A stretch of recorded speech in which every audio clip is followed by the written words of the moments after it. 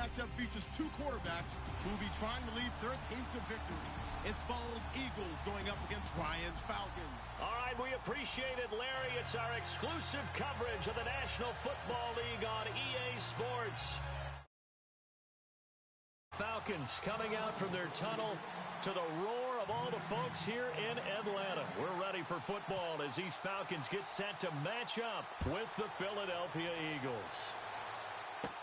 Andre Roberts now to return it. And he's going to be stopped dead in his tracks.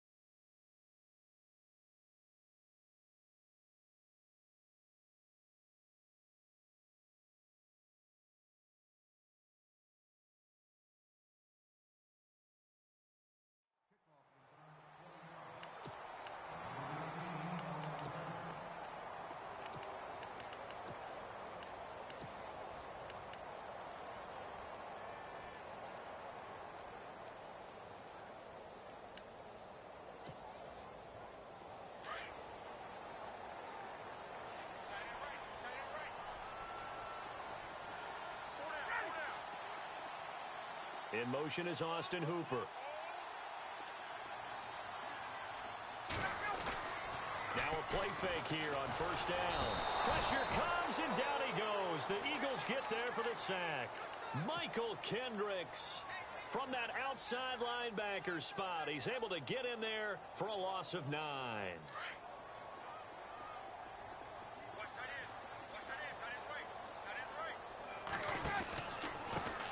They'll run for the first time with Devontae Freeman.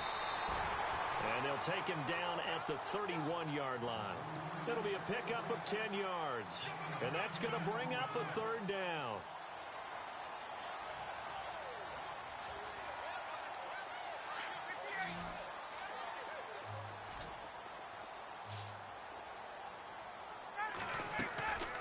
They run the play fake to Coleman. Now Ryan. And incomplete. The contact made the ball roam free and brings up fourth down. This team is not going to make it easy for you. They're a physical group, and we just saw it there on that play. It came in, made the contact, just as he's trying to haul it in. The punter Bosher on now as he gets this one away. Now Sproles. It's a 45-yard punt, 6 yards on the return. And the Eagles will have it taking over first and 10.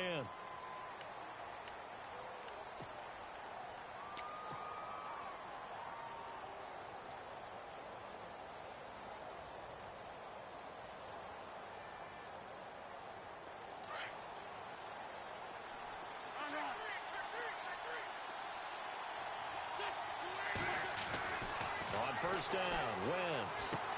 He's going to flip that out to the flat. It's complete. He'll be dropped at the 30. The first broken tackle couldn't bust him free. 4 yards on the pickup, and that'll make it second down.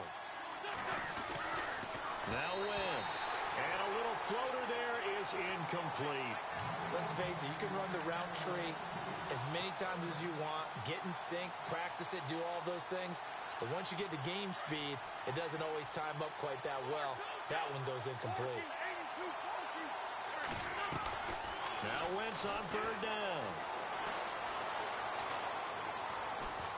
Now he'll let it go deep left side. And he couldn't hang on to it through the contact. Incomplete. I better raise my voice a little bit here because one thing we can already tell, even in the first year in the league with this new stadium, it's going to get loud in this place. Yeah, the old place was loud, but I think we're getting a sense that this place is going to be louder. Yeah, they're riding that momentum of that 2016 team that finished their year in the Super Bowl. That'll go as a punt of 32 yards. And the Falcons will be taking over first and 10. Falcons taking over on offense in just a second. And, you know, this year ended in disappointing fashion now. Last year was the ultimate version of heartbreak. But if you're a Falcon fan, was this one was tough to swallow as well, wasn't it? It certainly was because, let's be honest about it, losing in the Super Bowl, I don't care how you lose, you were in the Super Bowl. You were playing for it all. This team was supposed to be as good or better. Ultimately ended up 10-6, found their way in the playoffs, but didn't get the deep run as they had the year before. So you're exactly right. For Falcons fans, that's a tough one. But this is a team that's built to be good for a long time.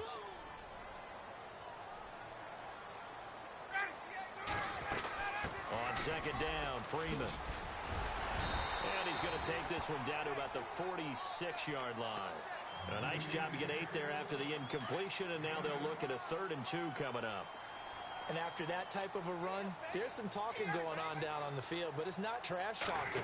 The guy who just carried the ball, he's going back and telling his offensive line, great job, keep it up, and we'll break that one soon.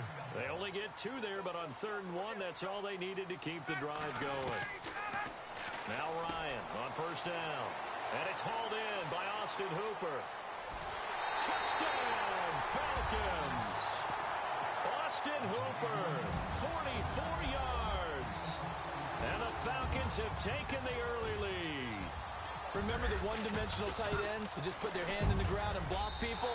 Well, if you're that guy now, you're probably a fullback in an I formation offense. These tight ends nowadays can do everything. Block, run, and catch. Beautiful connection for a touchdown. Here's Bosher to kick it away. This fielded at the 2. CD, I want to get your thoughts on some potential free agents this offseason before we change the possession here. Now, caution, many of these guys could be resigned, I know, but who are some of them? Kirk Cousins is one. Yeah, we're talking about difference makers. Kirk Cousins at the quarterback position. He's going to be coveted around the league by quarterback-needy teams. Case Keenum had a big year. Could he move? But how about running backs? Le'Veon Bell, Dion Lewis. Some pass catchers, Jimmy Graham, Jarvis Landry, Sammy Watkins. And about the guy who goes and gets quarterbacks, DeMarcus Lawrence had a monster year for Dallas last season. Yeah, a lot of big names that could be out there as free agents. No gain on the play there, 2nd down.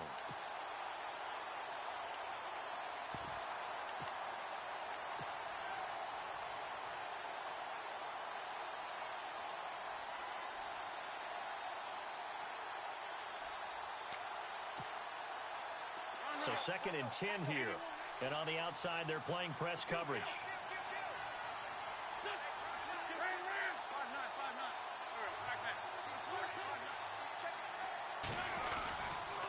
Again, here's Blount. And again, the run defense stout this time. He maybe gets back to the line of scrimmage, but no more.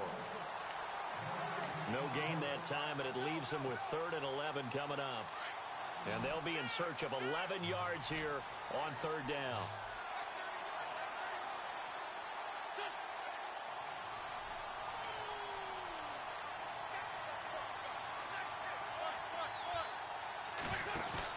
Play action to Sproles. Wentz. Looking here for Smith downfield. And it's knocked away and incomplete. I know the initial focus was on how far that pass was downfield, but how about the coverage on the play?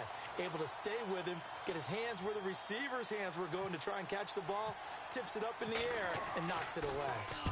And this is away. It's a high kick, and he got all of it.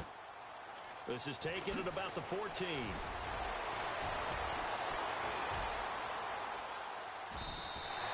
A very good return there. Give him an even 20 yards.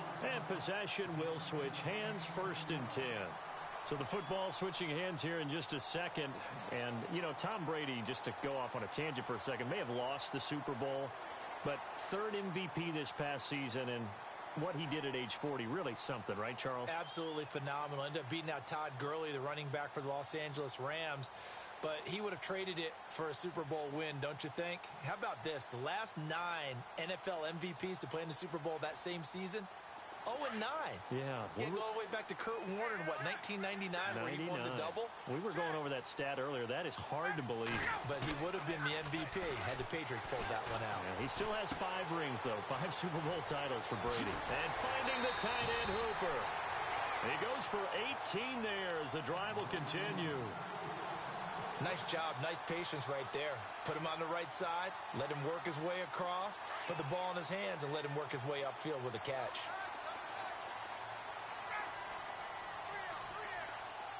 They'll bring the tight end in motion right. This is Freeman on 1st and 10.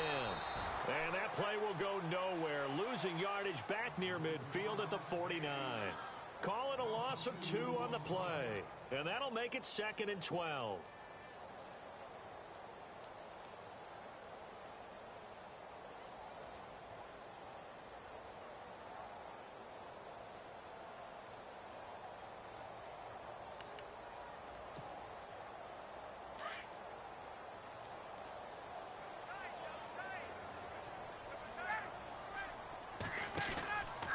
Again, they'll run with Freeman. And he'll be brought down, it looks like right at the 40. That one good for 10 yards. And they're going to face a 3rd down. Look, the first down marker is out there, but sometimes it's hard to find for an offense when they're in a long yardage situation, which usually means throw the football. In this case, they went against the tendency and ran it. And boy, the reward was there. A big, big pickup. And guess what? It's now 3rd and very short in order to try and pick up a 1st down. So 3rd and 2, this quite possibly 4-down territory, though, if they're stopped.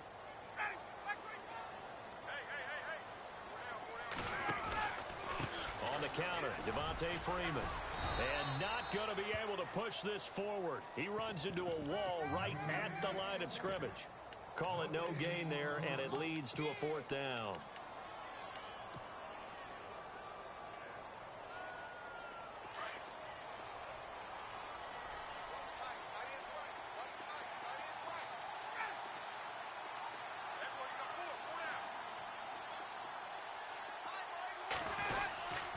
On 4th down, Coleman. And he is not going anywhere. They stop him for no gain. He needed a yard. He didn't get anything. And the Eagles defense able to hold. I want to give a hat tip real quick, Charles, to J.J. Watt before the possession switches here. Walter Payton, NFL Man of the Year. They totaled up how much he helped raise for hurricane relief, $37 million. Incredible. Hurricane Harvey, which really hit the Houston area in a big way, and his original goal was $200,000. So congratulations to J.J. Watt and all the people who participated. And Greg Olsen of the Panthers, Benjamin Watson of the Ravens, both tight ends, also nominated and finalists for the most prestigious award as determined by the NFL, the Walter Payton Man of the Year Award. Flushed out right. And no escaping this time as he'll go down. They got him for a sack. Tech McKinley in there to bring him down for a loss of 7.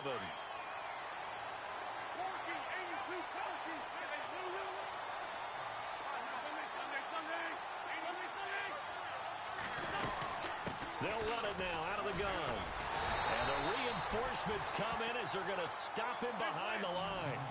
They'll lose a yard, and it brings up 3rd. Partner, you mind if I take off this headset and put on a coaching headset? You want to get this running game going? I want to get this running game going. I'm going down there and saying, gentlemen, we have got to run the football. We've got to get it going right now. Yeah, to this point in the second quarter, it has been a struggle. And that one incomplete.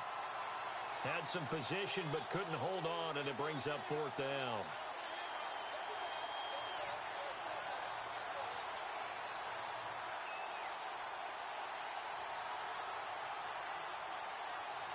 And how about this? 4th and long, and they're going to go for it. They'll go for it. It's Wentz. Oh, and now he bowls him over. And now running right through it. And he's taken down, trying to do a little too much, getting outside of the pocket, and it results in a sack. Tech McKinley able to get him for a loss of about 3. His hands here. Let's look back at the Super Bowl February 5th. What a game. I know you were there calling it offensively, though. Impressive on both sides. It certainly was, and let's face it, if you're in Minnesota, it's cold outside, but you talk about the offenses, they heated up in a big way. And how about Nick Foles, the backup quarterback turned MVP, 373 yards, 3 touchdowns, and, of course, the big one receiving on the Philly special. Quite a story. As you and I were talking about off air, it was just a fluid game, not a lot of penalties, just really clean play. Exactly the type of game the NFL needed for the audiences at home watching the game and, of course, people in attendance. A really well-played game. The quarterback run good for 10 that time, but it does lead to a third down. Well, partner, for a few years there, we thought this read option play was going to take over the whole NFL. It seemed like everyone was using it, but it has been scaled back considerably in the last few seasons, mainly because people are worried about their quarterbacks getting hit. But when you call it at the right time and you use it properly, you see the type of gains you can get. A nice chunk of yardage there by the quarterback. Now it's Ryan. And they're going to try the screen. It's complete. And he's going to have the first down yardage to the 35. Give him 10 yards on the pickup, and they're able to pick up the conversion here on fourth down. On first down, Ryan. And no escaping this time as he'll go down. They got him for a sack. Donnell Allerby coming hard on the blitz. He dumps him for a loss of 8. Now Ryan on second down. Hits his target. It's Taylor Gabriel. And he'll get this one down near the 20-yard line. A good pickup there at 22. They go play action here on first down. He rifles one that's intercepted. Picked off by Malcolm Jenkins. And he'll be stopped shy of the 15 at the 14-yard line on the return. Eagles will take over here in just a second on offense. And Charles, as you look back to the Super Bowl title run that they just had, what were some of the moves that made that possible? I'll keep it on the offensive side of the ball because I thought their front office did a fantastic job of having answers in case things happen. Carson Wentz goes out. Well, they had signed Nick Foles to back him up. That worked out pretty well. Getting Alshon Jeffrey as a weapon outside to help them in the passing game. Darren Sproles gets hurt at running back. Corey Clement was signed as an undrafted free agent. He filled in well, and they traded for Jay Ajayi. And how about Jason Peters, losing the all-world left tackle? And Halapolo Vate Vaitai, who they drafted the year before, filled in quite capably. They had answers for everything they needed. Now Wentz on the bootleg. Gonna look deep for Jeffrey.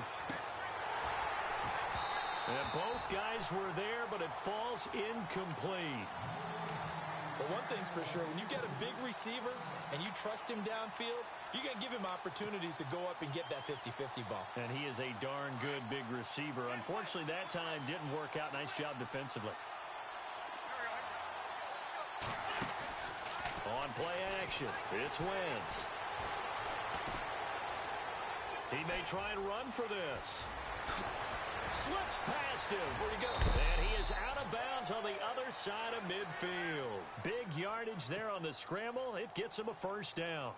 Now, those are the ones that hurt defensively. You do everything right. Excellent pressure, good coverage downfield, and then he slips out the back door and turns it into a nice gain. Wentz now on first down. Screen pass to Blunt. They hold him to only 2 there on the screen. It's second down. In order for a screen pass to break big, a lot of things have to come together and be well executed. But all it takes is one small thing to go wrong and keep it from being a big game. Play fake to Blunt. Now it's Wentz. He sets to fire deep. And this is taken in at the 5. A big play there for Philly.